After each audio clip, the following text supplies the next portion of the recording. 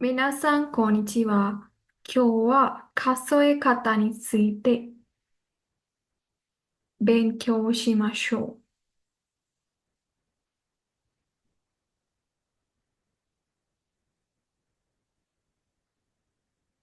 皆さん、こんにちは。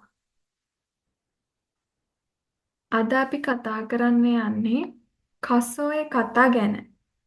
කසෝය කතා කියලා කියන්නේ ගණන් කිරීමේ ක්‍රම. කසෝය කතා ගණන් කිරීමේ ක්‍රම. ජපන් භාෂාවේ ගණන් කිරීමේ ක්‍රම එක එක ආකාරයට දකින්න පුළුවන්. එකයි දෙකයි තුනයි කියලා හිරගන ජපන් ගණන් කිරීමේ ක්‍රමය වෙනුවට තව පුද්ගලයින් ගණන් කරද්දි එතකොට මාසයේ දින ගණන් කරද්දි ඒ වගේ වෙනස් වෙනස් ගණන් කිරීමේ ක්‍රම අපිට හම්බෙනවා. ඉතින් පළවෙනියටම අපි බලමු කොහොමද ඉලක්කම් ගණන් කරන්න කියලා. ඉලක්කම් ගණන් කරන විදිය එකේ ඉඳලා 100ට ඔයාලා දන්නවනම් ගොඩක් හොඳයි. මම ඉලක්කම් වලට වෙනම වීඩියෝ එකක් කරලා තියෙනවා. ඒක ගිහින් බලන්න. ඒකෙන් ඔයාලට පුළුවන් එකේ ඉඳලා 100ට එනකම් තියෙන ඉලක්කම් හරියට ඉගෙන ගන්න. ඒකෙන් එකේ ඉඳලා 100ට එනකම් ලේසියෙන්ම ඉලක්කම් ටික හරියට මතක් කරගන්න පුළුවන්. ඊළඟට අපි බලමු වෙලාව කොහොමද ජපන් භාෂාවෙන් කියන්නේ කියලා. එතකොට සාමාන්‍යයෙන් වෙලාව කියද්දී අපි G කියන අකුර පාවිච්චි කරනවා. G. එතකොට පළවෙනියටම අපි මෙහෙම ගත්තොත්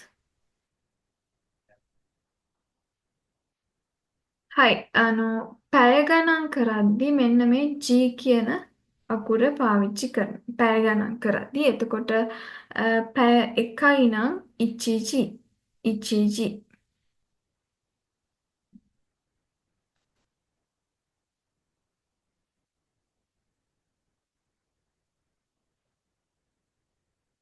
එකේ ඉඳලා 10ට ගණන් කරන්නේ කොහොමද? ඉචි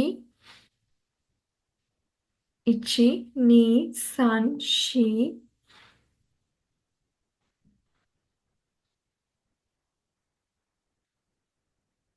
එකේ ඉඳලා 10ට ගණන් කරනවා ඉචි නී සන් ෂී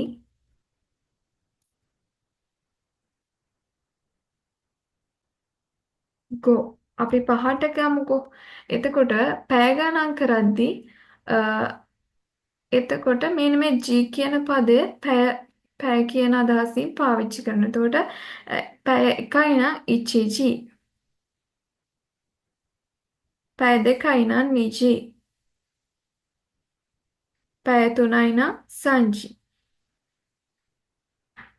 එතකොට මෙතන ජී කියන්නේ හතරට තව වචනයක් කියනවා යොන් කියලා.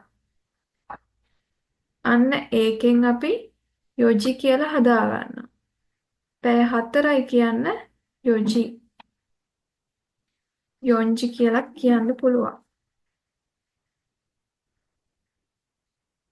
ඊළඟට පහට පැය පහයි කියන්න ඒකට නිකම්ම ජී එක එකතු කරනවා ගොජි. ඔය විදිහට තමයි පැය ගණන් කරන්නේ. ඊළඟට ජිකන් කියලා ගන්න පුළුවන්. ජිකන් කියන්නේ වේලාව කියන එක. ජිකන්.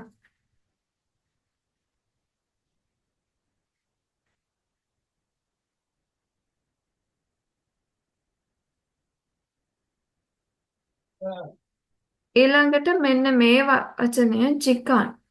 ජිකන් කියන්නේ වේලාව කියන එක.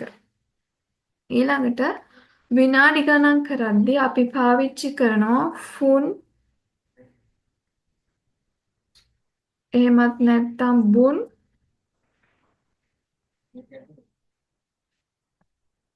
එහෙමත් නැත්නම් පුන් කියන වචන තුනෙන් එකක් තමයි පාවිච්චි කරන්නේ. ෆුන්, බුන්, පුන්. දැන් බලමු අපි කොහොමද විනාඩි ගණන් කරන්නේ කියන එක. පැය ගණන් කරන්න අපි දන්නවා ඉචිජි, නිජි, සංජි, යොජි ඒ විදිහට. ජි එක එකතු කරන්න විතරයි තියෙන්නේ පැය. يعني ඉලක්කමට ඔයාලා දාන්න ඉලක්කමට ජි අකුර එකතු කරන්න විතරයි තියෙන්නේ. එතකොට පැය ගාන හදාගන්න පුළුවන්. විනාඩි ගාන කොහොමද හදාගන්නේ කියන එක බලමු.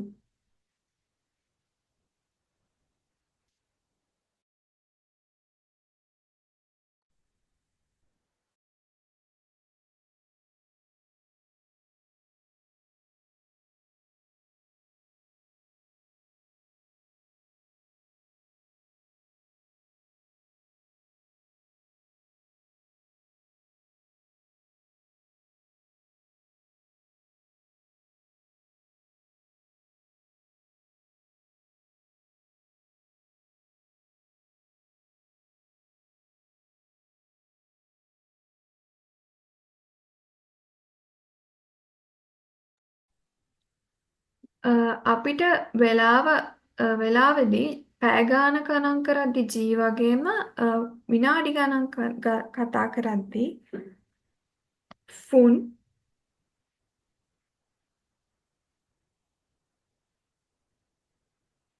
එහෙම නැත්නම් පුන්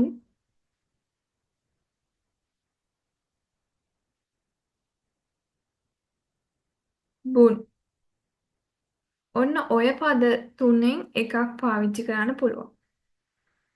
දැන් මං කියලා දෙන්නම් මේ ටික කොහොමද පාවිච්චි කරන්න කියලා. අපිට මෙතන හම්බෙනවා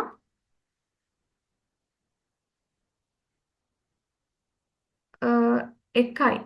විනාඩි එකයි කියන්න ඉප්පුන්. විනාඩි දෙකයි නිෆුන්.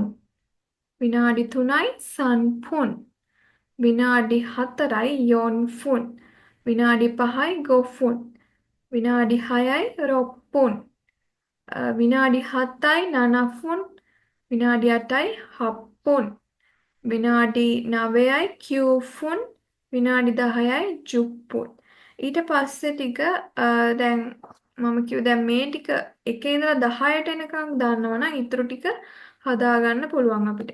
බලමු එකේ ඉඳලා 10ට කොහොමද වෙනස් වෙලා තියෙන්නේ කියලා. මෙතන එක පුන් වෙලා තියෙනවා. ඊළඟට දෙක වෙනසක් වෙලා නැහැ. ෆුන් කියන එක තමයි පාවිච්චි වෙලා තියෙන්නේ. තුනට පුන් ඇවිල්ලා තියෙනවා. හතරට පුන් ඇවිල්ලා තියෙනවා. පහට පුන්. හයටත් පුන් ඇවිල්ලා තියෙන්නේ. නවයටත් පුන්. හතටත් පුන්. අටට බුන්. ඒකටත් පුන්. නවයට හතට පුන්. අටට පුන් වෙලා තියෙනවා. නවයට පුන්. 10ට පුන් වෙලා තියෙනවා. එතකොට මෙන්න මේ එකේ ඉඳලා 10ට වෙනස් වෙච්ච විදිහටමයි 11 ඉඳලා ඉතුරු ටික හැදෙන්නේ. ඒ කියන්නේ දැන් 11ට කියන්නේ ජූ ඉචි කියලානේ. එතකොට විනාඩි 1යි නම් ඉප්පුන්නේ. ජූ ඉප්පුන් තමයි පාවිච්චි කරන්නේ. ජූ නිපුන්, ජූ සම්පුන් ඒ විදිහට විනාඩි ගාන අපිට හදාගන්න පුළුවන්.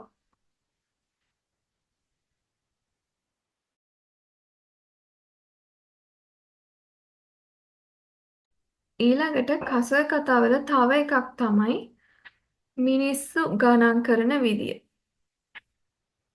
මිනිසුන් ගණන් කරද්දී අපි එක්කෙනයි දෙන්නයි තුන් දෙනයි ඒ විදියටනේ ගණන් කරන්නේ. එක්කෙනයි නම් හිතෝරි. හිතෝරි තමයි පාවිච්චි කරන්නේ. දෙන්නයි නම් ෆුතාරි. ඊටු ටික සාමාන්‍ය ඉලක්කමට නින් කියන පදය පාවිච්චි කරනවා. නින් මෙන්න මේ නින් කියන පදය පාවිච්චි කරනවා පුද්ගලයන් කියන අදහසින්. හිතෝරි ෆුතෝරි විතරක් වෙනස් වෙනවා. එක්කෙනයි දෙන්නයි කියන්න අපි ඉචි නින් කියන්නේ ඒකට හිතෝරි කියලා කියන්නේ. නිනින් කියන්නේ ෆුතාරි කියලා කියන්නේ. හිතෝරි පුතයි. ඊට පස්සේ සන් තුනට කියන්නේ සන්නේ. ඒකට නින් එකතු කරනවා. සන් නින්. පුද්ගලයින් තුන් දෙනයි කියන අදහස් තමයි මෙතන තියෙන්නේ. යෝනින් කියන්නේ පුද්ගලයින් හතර දෙනයි.